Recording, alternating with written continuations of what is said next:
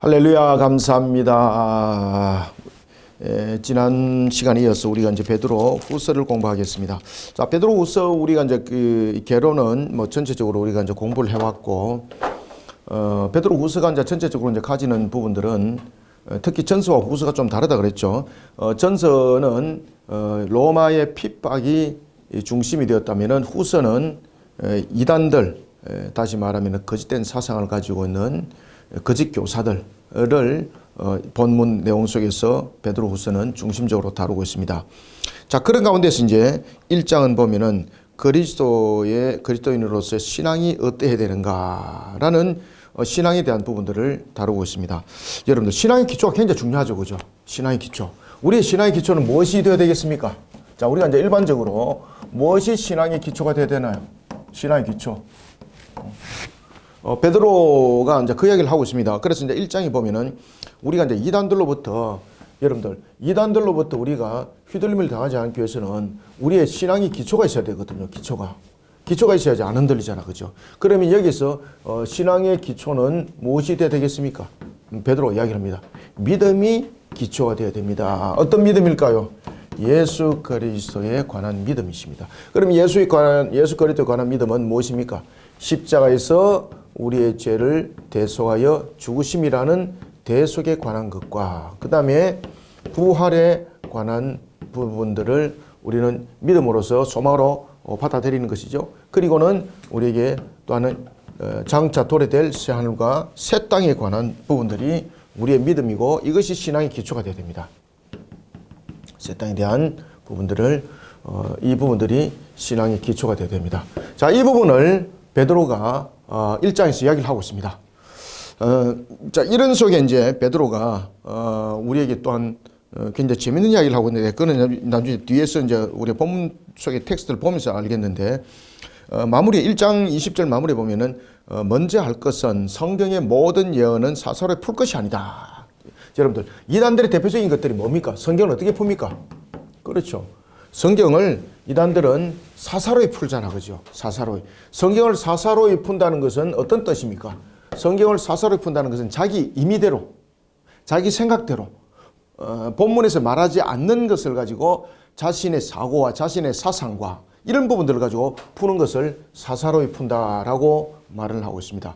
자, 그러면서 이제 뭐라고 말하는가 하면은 예언은 언제든지 사람의 뜻으로 난 것이 아니다. 성령의 감동으로 인한 것이다. 사람들이 하나님께 받아 말하는 것이다. 라고 이렇게 말하는 것을 볼 수 있습니다. 자, 이러한 이 베드로 후서 이 1장을 우리가 오늘 공부를 하도록 하겠습니다. 자, 그러면은 우리가 1장 1절을 한번 봅시다. 1장 1절.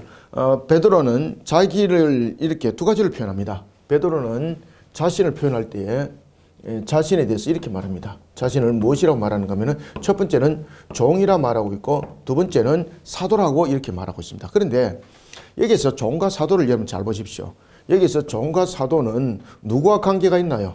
그래서 여기서 보면은 신앙의 기초가 우리가 믿음이 신앙의 기초가 되어야 되는데 이 믿음의 기초는 결국은 예수 그리스도에 관한 믿음이거든요.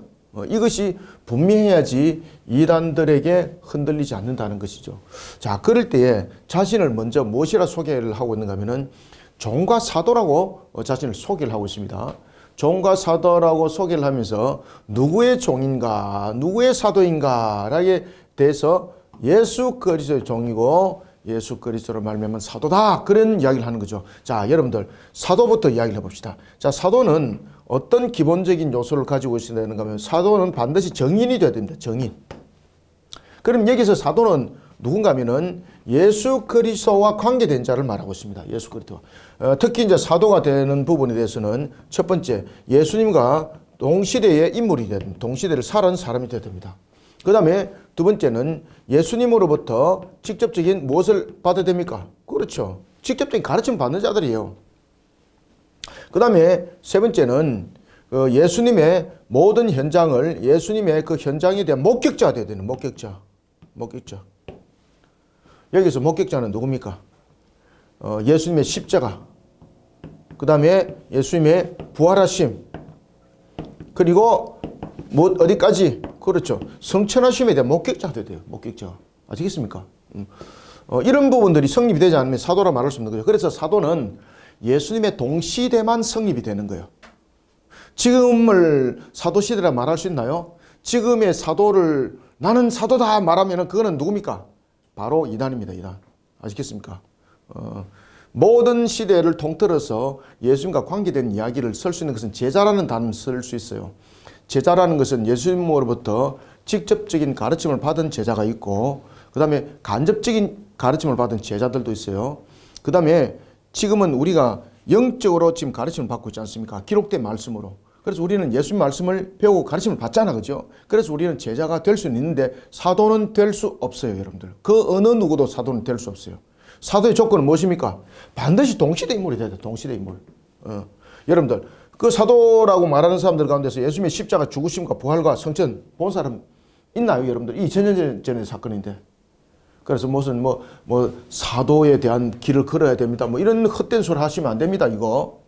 그래서 여기에 대해서 분명해야 됩니다. 그래서 자신을 사도라고 소개하고 있고 그 다음 자신을 제일 먼저 종이라 소개하고 있습니다. 종은 여러분들 어떤 의미를 담고 있는가 하면은 종은 누구에게 내가 예속되었습니다 라는 뜻이에요. 주인이 있다는 뜻이죠. 그죠? 종이라는 것은 주인이 있다는 것입니다.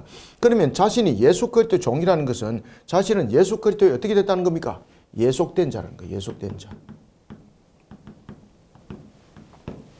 예수 그리스도에 예속된 자라는 것이죠.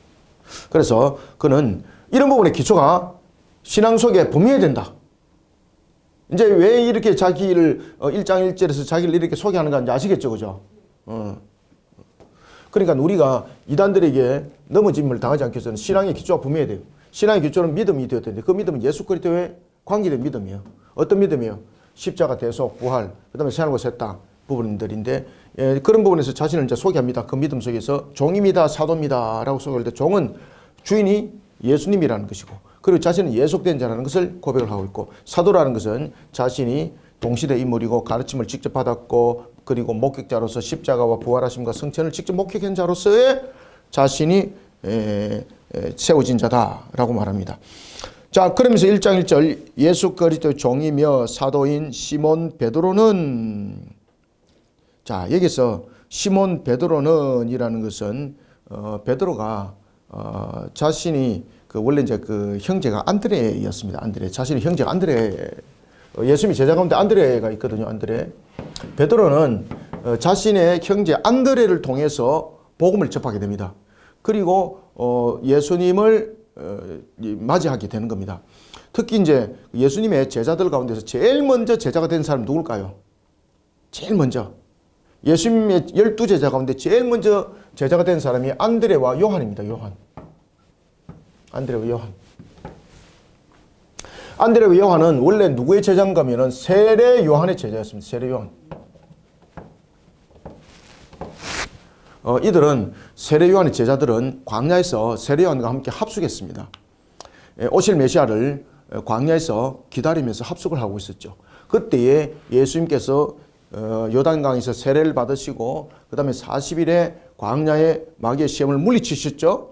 그리고 난 뒤에 예수님께서 그 광야를 이렇게 거닐으실 때에 그 목격자입니다. 세례 요한과 함께 예수님의 모습을 봅니다. 그러면서 세례 요한에게 저분이 누굽니까? 묻죠. 그럴 때에 세례 요한이 예수님에 대해서 말씀하시고 그리고 안드레와 요한으로 하여금 예수님을 따르도록 하는 겁니다. 자, 이렇게 해서 이제 예수님의 제자가 됐던 안드레는 자신의 형제인 베드로에게 야, 우리가 그렇게 기다렸던 메시아가 내가 만났다. 그러면서 그 안드레가 베드로를 데리고 예수님께 데려가죠. 그러면서 이제 이렇게 제자로 세워지게 되는 겁니다. 그럼에도 불구하고 이제 다시 생업으로 돌아갑니다. 그리고 난 뒤에 예수님께서 다시 베드로와 이런 과정들을 부르는 것은 2차적 부분에서 부르는 것입니다. 자, 이런 베드로는 자신을 가르쳐서 시몬이라고 말하고 있습니다. 시몬 베드로는 우리 하나님과 구주 예수 그리스도의 어를 힘입어 동일하게 보배로운 믿음을 우리와 함께 받은 자에게 편지하노라. 자, 여기서 여러분 보배로운 믿음이 무엇일까요? 왜 베드로가 보배로운 믿음이라는 단어를 썼을까요, 여러분들요? 그냥 믿음인데 왜 보배롭냐 말입니다. 그죠? 믿음에도 무슨 뭐 등급이 있나요? 믿음을 그가 왜 보배로운 믿음이라 썼을까요? 이유가 있는 거죠. 보배롭다는 것은 여러분들 어떤 의미를 가지고 있는가 하면은 굉장히 그 귀하다는 것들, 그럼 여기서 보배로운 믿음이라는 것은 우리에게 무엇을 말하고 있는가 하면은 우리의 모든 믿음의 기초는 무엇이 되어야 된다는 것을 이 속에 설명하고 있는가 하면은 보배로운 믿음이라는 것은 예수 그리스도와 관계된 것입니다. 앞에서 제가 이제 여기까지 쭉 말씀을 드렸죠. 그죠? 그래서 예수 그리스도의 기초를 둔 믿음을 보배로운 믿음이라고 말하고 있는 겁니다. 예수 그리스도를 기초에 둔 믿음. 이것을 보배로운 믿음이라고 말하는 거예요. 아시겠죠? 그래서 예수 그리스도에 관한 십자가의 대속과 부활하심과 생하셨다 이런 부분들의 기초를 둔 믿음을 무슨 믿음이다 말한다. 그렇죠. 이것을 보배로운 믿음이라고 말하는 거예요. 보배로운 믿음. 보배로운 믿음. 그래서 이 보배로운 믿음이라는 것은 바로 예수 그리스도의 기초를 둔 믿음.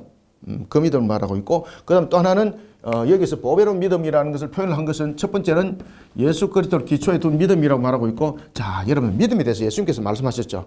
믿음이 겨자씨에 대해서 예수님께서 비유를 통해서 말씀하신 거 기억나십니까? 겨자씨에 대한 비유. 예수님께서 겨자씨에 대한 비유를 통해서 마태복음에서 말씀하시거든요.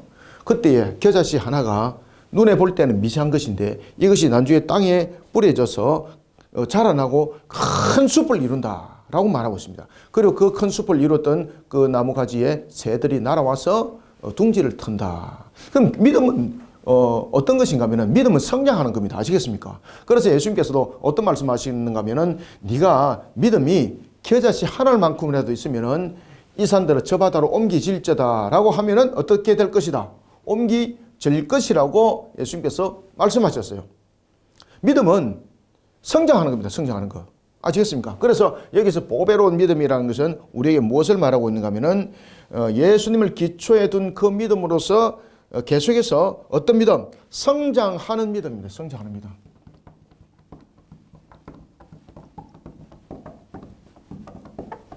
고인 믿음도 있다는 거예요. 믿음이 여러분 고이면은 썩은 물도 고이면은 물도 그 고이면은 썩지 않습니까? 믿음도 똑같습니다, 여러분들. 그래서 신앙은요 항상 동적이어야 돼요. 신앙이 정적이면은 그 신앙 다 썩습니다, 여러분들. 그래서 신앙은 정적이라는 건 멈춘다는 것이거든요.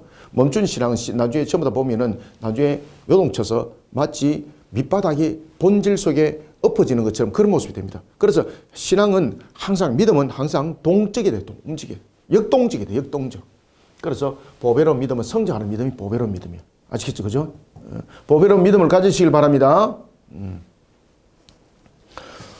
보배로운 믿음을 우리와 함께 받은 자들에게 편지하노라. 그래서 믿음은 결국은 자신에 의해서 만들어지는 것이 아니라 하나님의 선물이고, 그리고 또한 믿음이라는 것은 이러한 관계 속에서 우리가 역동적으로 또한 만들어가는 것인데, 이 만들어가는 것도 믿음이 우리의 능력으로, 우리의 의지로 만들어지지 않습니다. 그러면은 믿음은 어떻게 성장할 수 있는가? 그래서 우리의 의지 속에 무엇이 함께 결부되어야 되는 겁니까? 그렇죠. 성령의 도우심이 있어야 되는 거예요. 성령의 도우심.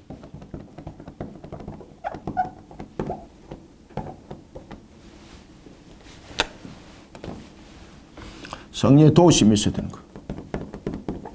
이것을 우리가 일명 하나님의 은혜라고 말하고 있고, 이것을 신학적으로 어떤 과정이라고 말하고 있습니까? 성화 과정이라고 말하는 거예요. 성화 과정.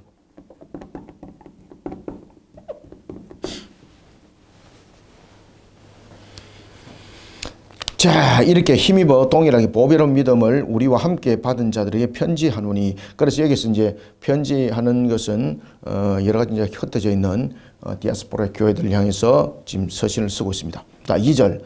여기도 잘 주목하셔야 돼요. 하나님과 우리 주 예수를 알므로 자, 은혜와 평강이 너희에게 더욱 많을지어다. 자, 여러분 보세요. 하나님과 우리 예수를 아는 것. 자, 여기서 하나님과 우리 예수를 아는 것이라 그랬을까요? 우리 주 예수를 아는 것. 여러분들, 우리의 신앙은 하나님을 바르게 아는 거예요. 우리의 신앙은 하나님을 바르게 아는 것. 여기서 안다라고 말할 때, 여기서 알미라고 썼을 때 안다라는 것이거든요. 이것은 이제 일반적으로 보면은 우리가 지식, 안다는 것은 지식을 말하고 있는 거거든요. 지식.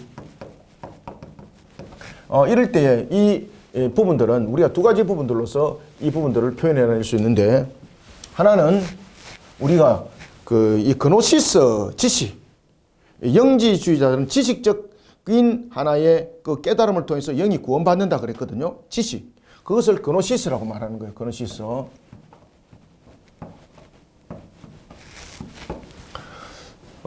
그런데 오늘 본문에 보면 이 그노시스라는 단어를 안 써요.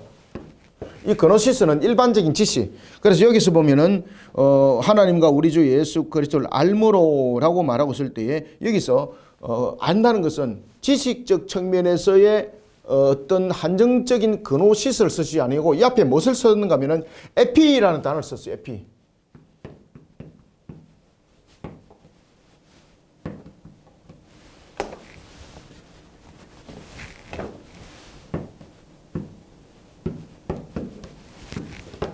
이 에피라는 것은 뭔가 하면은 요거는 안다는 지식을 말하고 있다면은 이 에피라는 단어는 무엇을 말하고 있는가 하면은 굉장히 세심한 부분까지 알고 있다는 겁니다. 철저히 안다는 것. 온전히 안다는 것. 그러니까 이 그노시스가 일반적인 지식을 강조하고 있다면은 그 지식은 보편적인 부분들을 담고 있습니다. 여기서 보편적 내용을 담고 있습니다. 보편 것. 그런데 여기서 에피를 쓴 것은 뭔가 하면은 확실히 아는 것, 완전히 아는 것. 그러니까 여기서 범위가 굉장히 온전한 것, 철저히 아는 것, 이 완전한 것으로 넘어가는 겁니다. 온전함, 철저함. 아는데 철저히 안다는 겁니다. 그냥 보편적으로 아는 것이 아니라는 거예요. 그래서 우리가 하나님과 우리 주 예수를 알미라라는 것을 통해서는 철저히 그리고 온전히 안다는 걸 통해서 그노시스보다도 더 강조된 안다는 것을 더욱더 강조하고 있는 겁니다. 이거는 강조. 안다는 것을 강조하고 있습니다. 자, 이 구분되는 건지 아시겠죠? 그죠? 그래서 우리가 하나님과 우리 주 예수를 알므로라는 것은 일반적인 그노시스를 쓰지 않고 에피그노시스라는 단어를 썼던 이유는 철저히 아는 것, 온전히 아는 것. 그래서 여기서 진정으로 아는 것을 말하고 있는 겁니다. 자, 여러분들 우리가 구원에 이르기 위해서는요. 하나님에 대해서 예수 그리스도에 대해서 진정으로 알아야 돼요. 그렇기 때문에 우리가 진정으로 아는 것은 무엇입니까? 예수님이 우리의 구세주라는 것을 알게 되는 거죠. 그냥 예수님이 아니잖아요. 우리가 예수님을 안다는 것은 그냥 예수님을 아는 것이 아니에요. 그래서 그노시스라는 단어를 안 쓰고 에피그노시스를 썼어요. 그것은 뭔가 하면은 예수님이 어떤 분인가 온전히 철저히 안다는 거죠. 우리의 죄를 대속하기 위해서 이 땅에 오신 성자 하나님이, 그 다음에 그분이 사람의 몸으로 있고 이 땅에 오심이고, 그리고 둘째 아담으로서 우리의 조상이었던 아담의 그 모든 죄를 대속하기 위해서 이 땅에 오신 대속의 주님이라는 것, 그리고 십자가에서 죽으신 것은 우리의 죄를 대속함이라는 것, 이런 것을 상세히 아는 것을 에피그노시스라고 말하는 거예요. 아시겠죠? 그냥 그노시스는 뭐다? 그냥 예수님이에요. 그냥 예수님. 이 에피그노시스는 예수님에 관해서 철저히 아는 거예요. 철저히 아는 거. 우리 신앙이 그렇게 돼야 된다는 거예요. 그렇게 해야 된다는 거. 지금 이해되고 있습니까, 이거? 그러니까 이 단어 하나가 굉장히 중요하죠, 그죠? 그러니까 공부를 잘 하셔야 돼요, 여러분들요. 하나님과 우리 주 예수를 알므로 은혜와 평강이 너희에게 더욱 많을지어다. 그의 신기한 능력으로. 자, 여러분들 예수님이 가르침을 줄 때 예수님께서 얼마나 기적과 이적을 많이 일으켰습니까? 그때 예수님의 기적과 이적을 보고 따랐던 자들은 어떻게 되나요? 예수님의 기적과 이적을 통해서 그 능력을 바라는 자를 보지 그 넘어 우리의 구세주인 주님을 바라보지 못하는 거죠. 그래서 우리의 신앙은 기적과 이적을 바라보는 신앙이 아니라 믿음 가운데 세워져야 될 신앙이 되어야 되는 거예요. 그의 신기한 능력으로 생명과 경건에 속한 모든 것을 우리에게 주셨으니 이는 자기 영광과 덕으로서 우리를 부르신 이를 알므로 말미암음이라.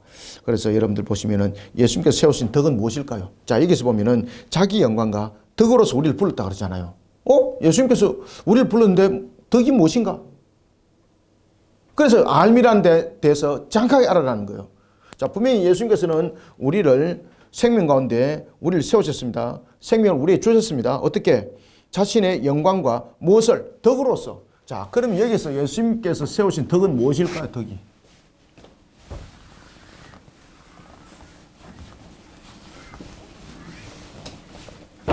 예수님께서 세우신 덕은 우리가 일반적인 어떤 남을 이롭게 하고 이런 부분들이 아니라 두 가지가 기초가 됩니다. 여기서 덕은 첫 번째 십자가에서 죽으심입니다.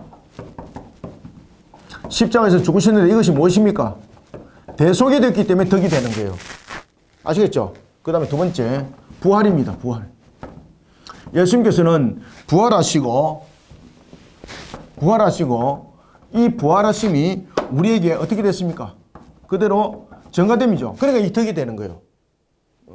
예수님의 부활이 곧 우리의 부활이 되는 거죠. 우리의 부활이. 그러니까 덕이 되는 거예요. 예수님의 부활이 자기의 부활로 끝나면 덕이 안 되는 거예요.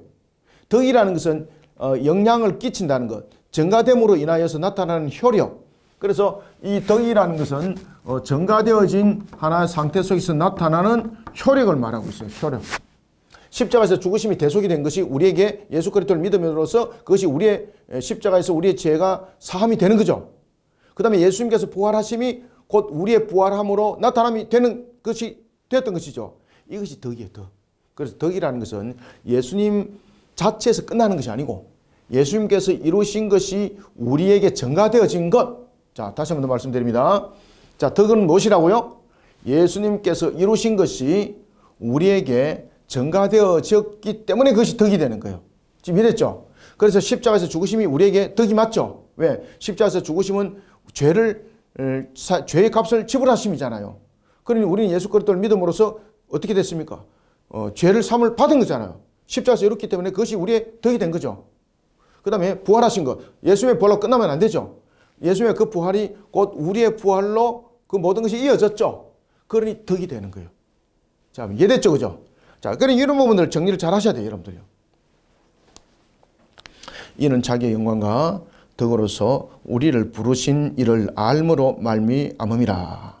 이로써 그 보배로운 지극히 큰 약속. 이 베드로후서가 지금 굉장히 지금 그 의미 있는 단어를 계속해서 씁니다. 여러분들, 큰 약속은 뭘까? 큰 약속. 큰 약속. 무엇이 큰 약속일까요? 제가 이제 앞에서 답을 다 써놨어요, 원래. 그래서 제가 지운 거예요, 제가. 무엇이 큰 약속일까? 자, 우리가 하나님으로부터 받았던 은혜 가운데서 가장 큰 은혜가 어떤 것이 가장 큰 은혜일까요? 맞아. 거기서 진행하시면 안 돼. 자, 큰이라는 것은 그 이상 없다는 거예요. 그래서 우리에게 하나님으로부터 받았던 큰 은혜는 무엇입니까? 구원이에요, 구원. 자, 그럼 여기서 무엇을 말하고 있습니까? 약속인데 큰 약속이죠. 자, 이 약속이라는 것은 언약적 부분들을 담고 있어요. 자, 아브라함의 언약, 뭐 이삭의 언약, 야곱의 언약, 뭐 여러 가지 언약 있지 않습니까? 그죠? 내가 너희들을 뭐 심을 줄이라, 뭐 이런 부분들이 다 언약이잖아요. 그 언약 가운데 가장 큰 거예요, 큰 거. 자, 이 큰 약속은 무엇인가 하면은 바로 새하늘과 새 땅이에요. 새하늘과 새 땅. 새하늘과 새 땅. 우리가 새하늘과 새 땅에 살아가는 것. 새하늘과 새 땅에 살아가는 것. 그래서 이 큰 은혜는 무엇과 결부가 되는가 하면은 새하늘과 새 땅에 살아가기 위해서는 주님께서 어떻게 할 것이라 그랬습니까? 재림하실 것을 약속하셨죠. 예? 재림으로 통하여서 우리를 새하늘과 새 땅으로 이끌어갈 것, 요거 약속하셨죠. 이것이 큰 약속입니다. 큰 약속. 그래서 큰이 놓으면은 최고의 종점에 있는 약속을 말해요. 최고의 종점에 있는 것. 그래서 큰 은혜는 구원. 그 다음에 큰 약속은 예수님께서 재림하셔서 이 땅에 오시면은 우리에게 어디로 우리가 나중에 결국은 종점으로 갈 것이 어디라는 것을 약속했습니까? 새하늘과 새 땅을 약속했잖아요. 이것이 큰 약속입니다. 큰 약속. 4절 보겠습니다. 이로써 그 보배롭고 지극히 큰 약속을 우리에게 주사 이 약속으로 말미암아 너희가, 이 약속은 앞에 큰 약속을 말합니다. 이 약속으로 말미암아 너희가 정욕 때문에 세상에서 썩어질 것을 피하여 신성한 성품에 참여하는 자가 되게 하려 하셨느니라. 참, 그래서 여기서 보면은 이 약속은 예수 그리스도의 영광과 덕으로 이루어지죠. 예수 그리스도의 영광과 덕으로 이어지면서 이것이 재림으로 연결되죠. 그죠? 큰 약속이. 그러면서 나타나는 결론이 열매가 새하늘과 새 땅. 그래서 큰 약속이 이렇게 우리에게 조명을 해주고 있습니다. 5절. 그러므로 너희가 더욱 힘써 너희 믿음에 무엇을 세우라? 믿음의 덕을 세우. 덕을. 아시겠습니까? 우리가 여러분들 믿음의 덕을 세운다는 것은 우리가 무슨 어떤 뭐 선한 행동을 하고 뭐 우리 자체 속에서 무언가를 뭐 개발하고 이것이 아니고, 여기에서 이제 믿음의 덕을 세운다는 것은 우리가 덕이라는 것은 도덕적인 어떤 일반적 부분들로 보면은 탁월함이라고도 말할 수 있는데, 우리의 믿음의 덕을 더욱더 세운다는 것은 말씀을 따라서 그 말씀에 순종하고 그 말씀을 지켜나감이 있겠죠. 그죠? 우리가 예수님처럼 우리가 대속을 이룰 수 있는 것은 없는 거잖아요. 그럼 덕은 무엇이겠습니까? 덕이라는 것은 우리가 말씀을 따라서 지켜 준행하는 것이고, 그리고 또한 우리의 믿음의 덕을 우리가 더욱더 세워나가는 것은 또한 말씀이 주신 것을 우리가 순종함이죠. 그리고 또한 그 말씀 속에는 무엇이 있습니까? 아버지와 아들과 성령의 이름으로 세례를 주고, 그죠? 가르치고 지키고 행하도록 하는 그런 복음들, 이런 것들도 전부 다 무엇입니까? 덕에 해당되는 거죠. 덕에 해당되는 거. 그래서 우리는 믿음의 덕을 찾는 자들이 되시길 바랍니다. 그러면서 덕의 지식의 절제를, 그래서 여기서 이제 지식은 무엇인가 하면요, 우리가 왜 이제 지식이라는 부분들 말을 하고 있는가 하면은 우리가 하나님에 관해서 잘 알아야 된다는 겁니다. 예? 말씀에 대해서 잘 알아야 된다는 겁니다. 왜 말씀에 대해서 잘 알아야 될까요? 사탄의 앞잡이인 이단들이 무엇을 가지고 공격합니까? 거짓된 말씀으로 공격하잖아요. 근데 그것이 말씀이 거짓인지 무엇인지 분별할 수 있는 분별력이 있어야 되겠죠. 그 분별력이 구분 지을 수 있는 것이 바로 지식이죠. 그래서 여기서 지식에서는 하나님을 아는 지식, 예수 그리스도를 아는 지식, 그것이 이 지식인 것이죠. 지식에 또한 절제라는 것은 우리에게 또한 중요합니다. 우리가 이제 그리스도인으로서 참 중요한 것은 우리가 인내하는 부분들, 절제하는 부분들. 이 절제라는 것은 뭔가 하면요, 육신의 욕망을 쫓아가지 않는 것을 말합니다. 탐욕, 정욕, 이런 부분에서 절제의 요소를 가하지 못하면은 이 육신을 쫓아가게 되는 것이죠. 그래서 우리는 절제형이 있어야 됩니다. 아시겠죠? 그죠? 절제형이 있어야 됩니다. 지식의 절제 무엇을? 그래서 제가 인내 말씀드렸죠. 그죠? 절제의 인내의 무엇을? 경건의 형제 우애, 사랑을 더하라. 자, 여기서 지금 7가지를 말했어요. 7가지. 7은 완전수를 말하고 있죠. 그래서 우리의 신앙들을 더욱더 견고하게 세워나가기 위해서는, 자, 이 7가지가 우리에게 참 중요하다. 지식, 절제, 인내, 그 다음 뭡니까? 지식, 앞에 5절부터 믿음, 그 다음에 두 번째 덕, 지식, 절제, 인내, 경건, 그 다음에 사랑, 형제 우애 사랑. 7가지죠. 표시해 놓으세요. 5절 6절입니다. 이 7가지의 우리의 모습들을 견고하게 세워나가라. 그래서 6절에 보면 지식의 절제를, 절제의 인내를, 인내의 경건을, 경건의 형제 우애를. 그러니까 경건하다고 하지만 형제 간에 우애가 없다. 이게 문제가 된다는 거죠. 그죠? 그래서 형제를 사랑하라. 그러니 우리가 이 내용은 예수님의 가르침, 다시 말하면은 예수님에 대해서 이 바리새인들과 사두개인들이 예수님에 대해서 그 공격을 했죠, 그죠? 그러면서 율법사가 예수님께 묻지 않습니까? 성경은 우리에게 무엇을 말하고 있나요? 그때 예수님께서 가르침을 주죠. 그것은 바로 사랑이다. 하나님을 향한 사랑, 그 다음에 누구를 향한 사랑? 형제, 이웃을 향한 사랑을 말하고 있다. 그러니 결국은 이게 베드로도 그 가르침을 받았던 사람이거든요. 그러니까 종국에서 그 이야기를 딱 하는 거죠. 우리 아무리 신앙들이 여러 가지 부분에 믿음의 덕을 세우고 덕의 지식을 더하고 이렇게 하더라도 우리의 근본적인 바탕이 형제 우애, 다시 말하면 이웃을 불쌍히 여기고 그 다음에 복음을 전하는 데 있어서도 우리가 그 대상들을 그 영혼들을 사랑함으로써 우리가 복음을 전할 수 있는 것이거든요. 이런 기본적인 우리의 신앙의 소양들이 만약에 없다면요, 이 신앙들이 가짜라 볼 수도 있어요.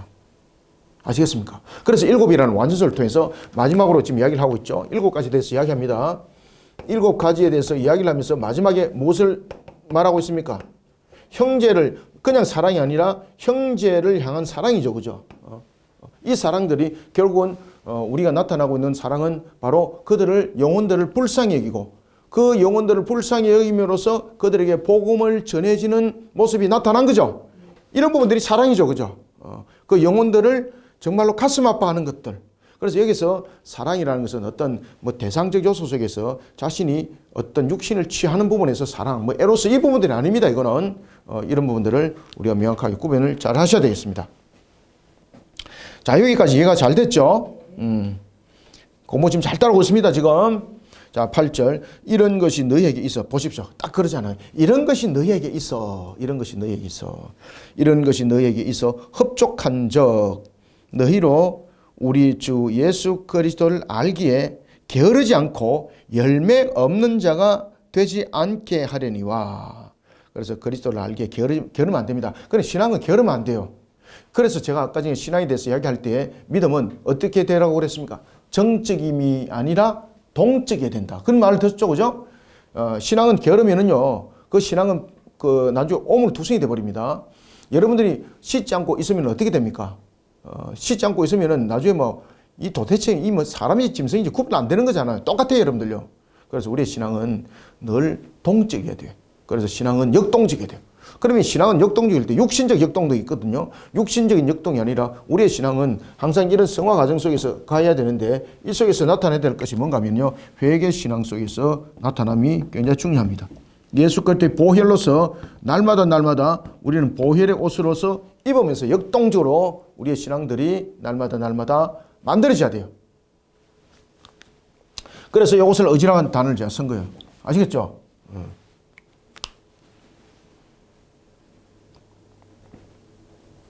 신앙이 게으르면 안 됩니다. 신앙이 게으르면 여러분 대부분의 그거 다 썩어요. 고인물이 썩는 거 아시죠? 똑같아요, 여러분들요. 9절. 이런 것이 없는 자는 맹인이라. 멀리 보지 못하고 아니다. 맞지, 그죠? 9절. 네네네. 9절. 이런 것이 없는 자는 맹인이라. 멀리 보지 못하고. 그래서 우리가 신앙이 역동지지 못하면은, 신앙이 게으르면은, 여러분들 맹인과 똑같습니다. 이런 것이 없는 자는 맹인이라 멀리 보지 못하고 그의 옛 죄가 깨끗하게 된 것을 잊었느니라. 방금 내가 말씀드렸던 그 말이에요. 우리의 더러운 찢기가 엎어가지고 마치 옛 죄가 깨끗하게 된 것. 다시 말하면은 참 내가 어떤 모습 속에 내가 세워진지, 내가 그리스도인으로서 내가 그 모습이 맞는지 이조차도 잊어버리는 그런 경향들이 생긴다는 거죠. 그게 이제 뭔가 하면은 우리가 에베소서 2장 2절의 말씀이 있죠. 그죠? 에베소서 2장 2절을 보면은 마귀가 공주의 권세를 쥐고 있죠. 그리고 베드로 전서 5장 8절 우리 공부했죠. 그죠? 베드로 전서 5장 8절 다시 한번 볼까요? 마귀가 우는 사자처럼 삼킬 자를 찾으러 두루 다닌다 그랬죠. 베드로 전서 5장 8절에 보면 건신하라 깨어라 너희 대적 마귀가 우는 사자같이 두루 다니며 삼킬 자를 찾나니. 아시겠죠? 그렇게 해서 삼킴을 당하여서 이와 같이 더러운 때가 묻은 자와 같이 된다는 이야기입니다. 그래서 그의 옛죄가 깨끗하게 된 것을 잊었느니라. 요게 어떤 상태입니까? 베드로전서 5장 8절 상태예요.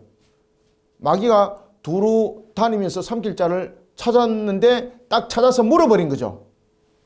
그래서 지금 이런 상태가 된다는 겁니다. 그러니까 우리가 항상 신앙으로 담금질해야 됩니다. 신앙은 정적이면 안 돼요. 항상 신앙은 예수 그리스도의 보혈의 피로를 통하여서 회개 신앙으로 항상 역동적이어야 돼요. 역동적. 10절. 그러므로 형제들아 더욱 힘써. 제가 딱 이야기했던 그 이야기를 합니다. 그래서 신앙은 안주하면 안 된다는 것이죠. 영적 침체가 생긴다는 거죠. 여러분들 신앙이 안주하게 되면 반드시 영적 침체가 생깁니다. 이 영적 침체는 누가 알고 있을까요? 마귀가 영적 존재잖아요. 마귀가 더 잘 알아요, 여러분들요. 그래서 우리가 영적으로 침체하게 되면은 영적 침체가 생기게 되면요 우리의 이 부분들을 마귀가 알고 바로 공격합니다. 공격. 우는 사자. 베드로전서 5장 8절 반드시 기억하시기 바랍니다. 그래서 신앙은 영적 침체 속에서 이어지면 안 됩니다. 그래서 신앙이 영적 침체 속에 놓여진 이유가 무엇입니까? 신앙이 안주하게 되면 안 됩니다. 신앙의 안주는 영적 침체를 불러옵니다. 그래서 신앙은 여러분들 정적이면 안 됩니다.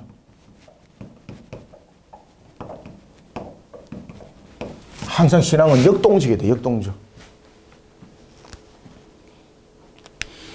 그러므로 형제들아 더욱 힘써 너희 부르심과 택하심을 굳게 하라. 너희가 이것을 행한 적 언제든지 실족하지 아니하리라. 이같이 하면 주 곧 구주 예수 그리스도 영원한 나라에 들어감을 넉넉히 너에게 주시리라. 자, 여기서 굉장히 중요한 말씀을 주었습니다. 자, 영원한 나라에 들어가는 것이 우리의 노력으로 될까요? 우리의 성과로 될까요? 우리의 어떤 뭐 정성으로 될까요? 자, 여기서 영원한 나라에 들어가는 것을 우리가 획득한다 단어를 안 쓰잖아요. 자, 우리의 능력으로 일어나면은 영원한 나라는 획득하는 거예요. 아시겠습니까? 얻는다, 받았다 이런 단어를 쓰면 안 돼요. 획득했다는 것이에요. 그런데 영원한 날에 대해서 무슨 굉장히 중요한 이야기를 주고 있는가 하면은, 자, 어떤 단어를 지금 한글 성경 굉장히 번역 잘했어요. 어떻게 지금 번역해 놨습니까? 자, 영원한 날에 들어가는 것은 영원한 나라에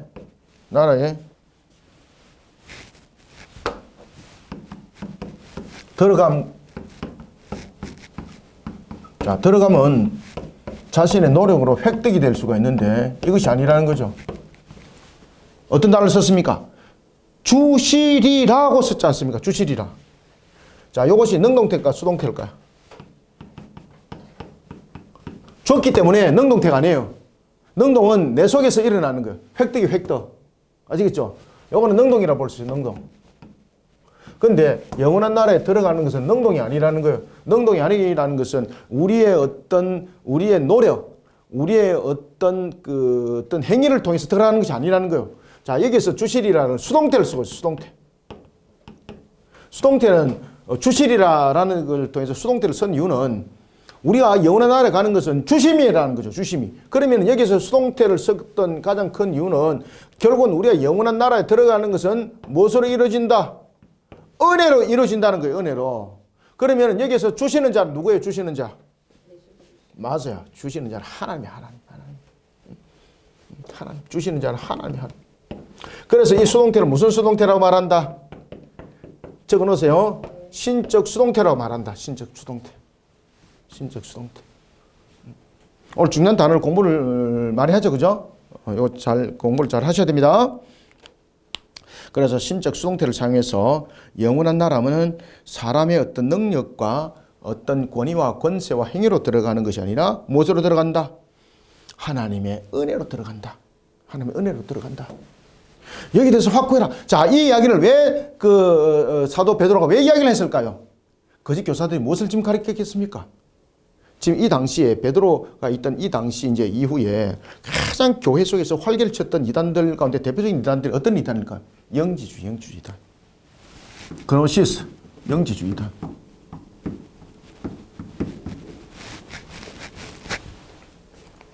그래서 사도 베드로가 지금 이 부분들을 강조를 하고 있는 거예요, 여러분들요. 이같이 하면은 우리 주 곧 구주 예수 그리스도의 영원한 나라에 들어감을 넉넉히 내게 주시리라. 자, 주시리라는 능동태다, 수동태다? 수동태. 일반적 수동태가 아니라 하나님께서 주심이니까 신적 수동태다.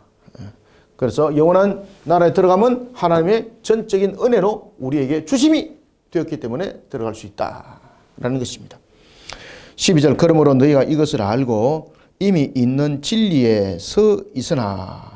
자, 여러분들 이미 있는 진리라는 것은 다시 한번 더. 자, 여기서 왜 이제 이미 있는 진리를 가지고 또 이야기를 또 하는가 하면은 왜 부모가 보면은 자녀들을 훈계할 때에 했던 말 또 하고 했던 말 또 하잖아. 그죠? 그럼 자녀들은 대체로 뭐라 그래요? 에이, 잔소리하네. 그러잖아요. 근데 그 잔소리가 아니라 굉장히 중요한 부분들이죠. 그러니까 부모 입장에서 반복적으로 이야기를 하는 것은 반드시 필히 그렇게 돼야 된다는 부분에 대해서 훈계를 하는 측면이죠. 지금 이 본문도 그 내용입니다. 그러므로 너희가 이것을 알고 이미 있는 진리에 서 있으나 라는 것은 진리가 다른 것이 아니고 지금 내가 너희들에게 이미 앞에서 이야기했던 그 내용들을 다시 한 번 더 반복해서 이야기를 한다. 이 말입니다. 이미 있는 진리에 서 있으나 내가 항상 너희에게 생각나게 하려 하노라. 내가 이 장막에 있을 동안 너희를 일깨워 생각나게 함이 옳은 줄로 여기노니. 자, 여기서 굉장히 좀 이상한 이야기를 해요. 뭐가 좀 뉘앙스가 좀 이상하잖아요. 내가 이 장막에 있을 동안. 자, 여러분, 내가 이 장막에 있을 동안이라는 것은 어떤 이야기입니까? 장막이라는 것은 무슨 말인가 하면 여기서 장막은 성전이 아닙니다. 여기서 장막은 세상입니다. 세상. 여기 장막은 세상의 자신의 삶을 말하고 있습니다. 그래서 여기서 나의 장막은 나의 연수, 나의 연수, 나의 생명의 연수를 말합니다. 생명의 연수.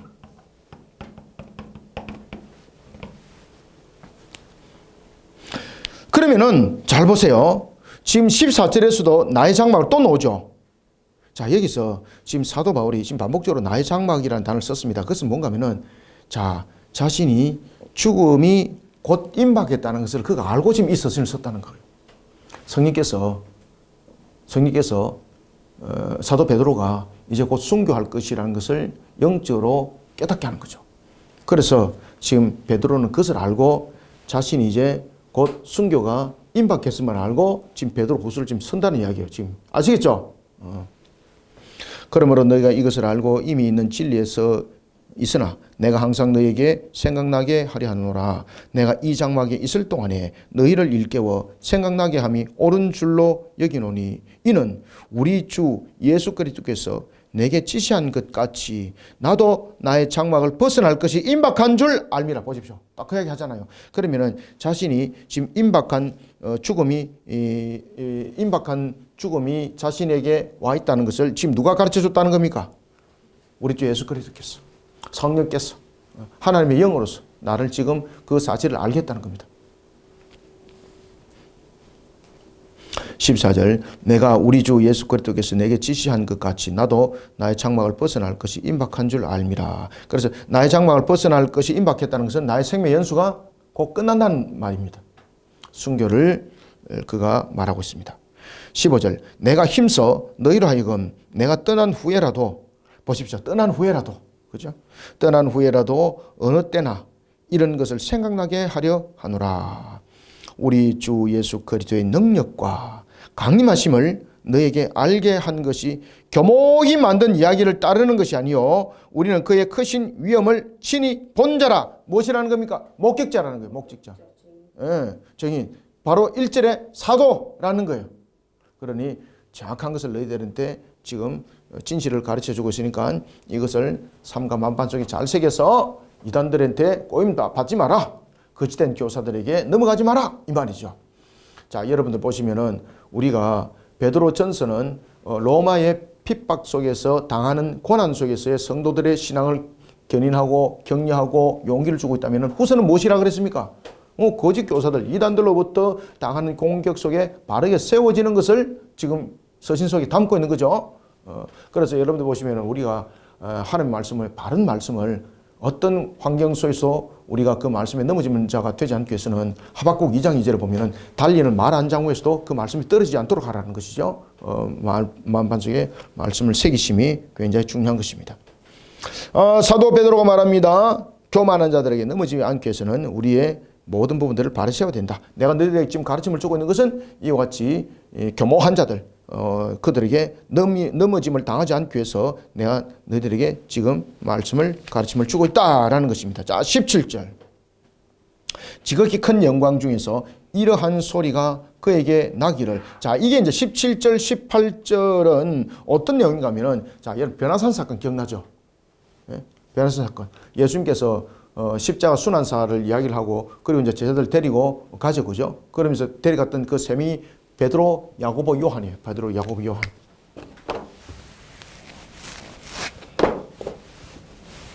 지금 이 내용은 변화산 사건을 이제 자신이 그 겪었던 변화산 사건을 이야기를 합니다. 변화산. 이때 이제 변화산에 갔던 사람이 베드로, 야고보, 요한이었습니다. 야고보, 요한은 형제입니다.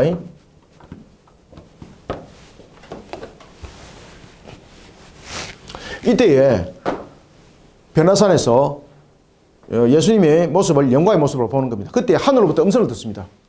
그때 어떤 음성을 듣는가 하면은 이는 내 사랑하는 아들이요. 그러면서 그의 말을 따르라는 거죠. 그의 말을 지켜 준행하라는 그 음성을 베드로가 들었던 것을 지금 이 본문 속에서 그가 기록을 하고 있습니다. 변화산 사건. 그때 그는 이 변화산 사건을 통해서 하늘로부터 음성을 들었을 때 뭐라 그랬습니까? 야, 우리 예루살렘 주님, 예수님, 우리 예루살렘 가지 맙시다. 하나는 모세를 위해서, 하나는 엘리야를 위해서, 하나는 주님을 위해서 우리가 세 개의 성막을 지어서 짓게 되면은 사람들이 일로 구름대처럼 모여들 것입니다. 예루살렘에 갈 필요가 무엇이 있습니까? 그 말은 무슨 말입니까? 십자가를 지려고 자기들에게 그 십자가 순환사를 이야기를 했거든요. 십자가 순환사와 같은 그런 일을 겪어서 예루살렘에 갈 필요가 없습니다. 여기 있으면은 놀라울 역사가 지금 일어나고 있는 것 속에 나타나는 그 현상, 이제 장막 세 개를 짓게 되면은 그 현상 속에 우리는 이 사실에 대해서 증인이 되었으니까 예루살렘이라는 이런 데 전해서 그 사람들로 하여금 이곳에 오도록 만들겠습니다. 이것이 변화선 사건이었거든요. 지금 베드로가 그 이야기를 하는 겁니다. 그때에 자신들이 참 불신한 가운데에 있었던 그 부끄러운 모습을 이야기를 하는 겁니다. 자, 17절. 지극히 큰 영광 중에서 이러한 소리가 그에게 나기를. 자, 여기서 이 사건은 지극히 큰 영광 중에 이러한 소리가 난다. 그 나는 소리를 들었던 장소는 어디입니까? 변화산. 17절. 이는 내 사랑하는 아들이요 내 기뻐하는 자라 하실 때에 그가 하나님 아버지께 존귀와 영광을 받으셨느니라. 이때 예수님의 모습이 영광의 모습들로서 자신들에게 빛으로 보였다는 것이죠.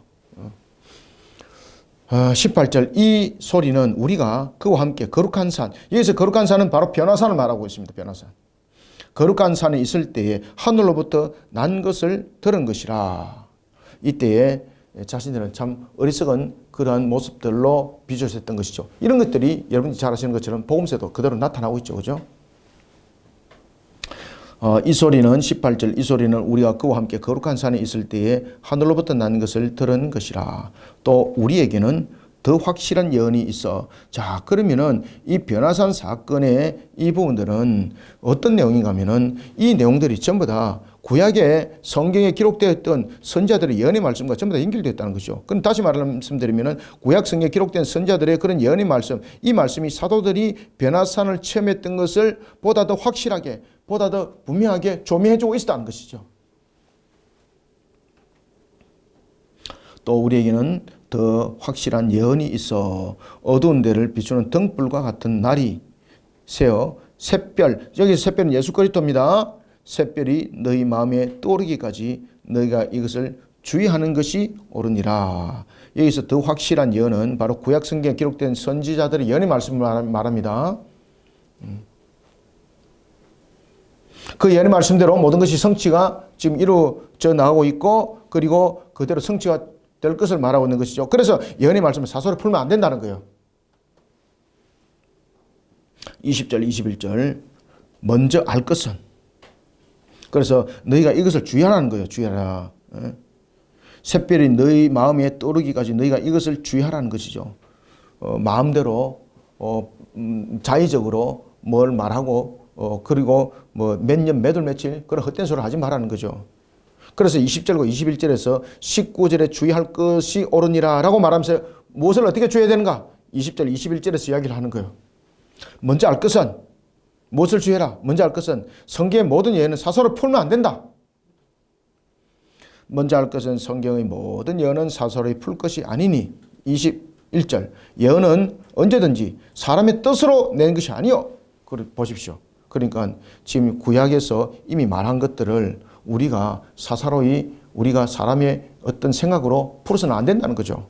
그런 부분들은 이 예언은 사람의 뜻으로 낸 것이 아니고 성령 감동으로 하나님으로부터 주어진 이 말씀이고 그 예언의 말씀인데, 이것을 자신의 생각하고 자신의 사고, 자신의 의지, 자신의 그냥 풀이하는 방법으로 풀었다가는 화를 당한다는 것이죠. 그래서 주의하라 이 말이에요. 주의하라. 주의하라.